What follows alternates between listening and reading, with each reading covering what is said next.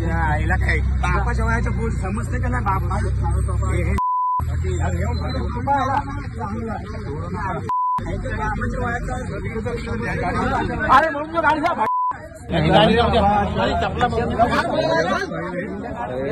रोहा तालुक्यात मंगळवारी दुपारी 3 वाजण्याच्या सुमारास एक धक्कादायक घटना घडली।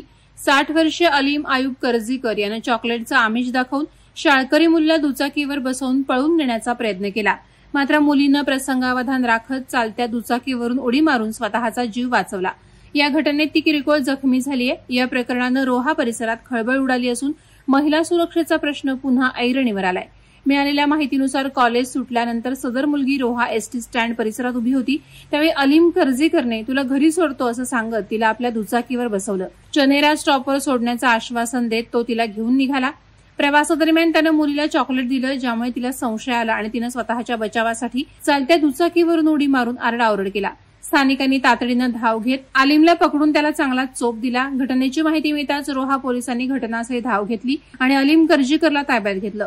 त्याच्याविरुद्ध अपहरणाचा गुन्हा दाखल करण्यात आला असल्याची माहिती समोर येते।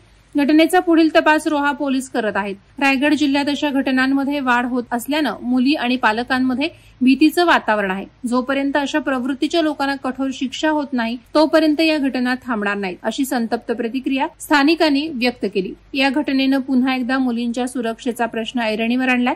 रोह्यातील या घटनेत मुलीनं दाखवलेलं प्रसंगावधान आणि धैर्य यामुळे ती मोठ्या संकटातून बचावली। तिच्या सावधानपणामुळे आरोपीच्या कृत्याला वेळीच आळा बसला। दरम्यान रोहा पोलिसांनी नागरिकांना सतर्क राहण्याचं आणि संशयास्पद व्यक्तींवर लक्ष ठेवण्याचे आवाहन केले आहे। वादळवारा लाईव्हसाठी अक्षय जाधव, रोहा।